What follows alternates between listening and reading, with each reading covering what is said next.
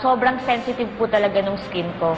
Actually, ako yung tipo ng taong 1 hour lang ako hindi makapaglagay ng powder, as in baby powder po, magpipimples ako agad or sobrang makati agad yung face ko. And kailangan talaga may brand lang ako ng powder na nagagamit, yung mild lang talaga. 1 hour ako medyo nag-travel, medyo mainit.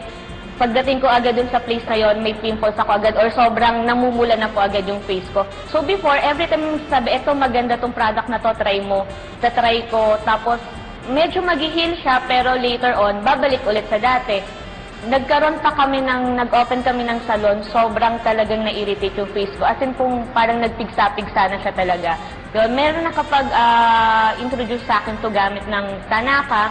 Ayan, so tinry ko siya. Ang kagandahan nun, ngayon ako naglagay, after 2 days lang talaga, nag-heal siya. After 4 days, totally halos nawala na yung mga marks talaga nung sa pimples.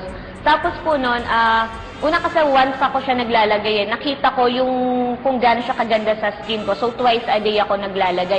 And ang kagandahan po niyan, before kasi gumagamit pa ako astringent, tapos meron pa akong facial wash, facial scrub, may anti-acne lotion pa ako, kulang na lang yung sunblock, di ba, talagang maglagay pa. Pero ang kagandahan po niyan, lahat ngayon yun, wala na. So, na-lessen yung gastos ko, di ba? Kasi sa isang product na lang, lahat-lahat yun, nandun na. And yun nga po yung Tanaka.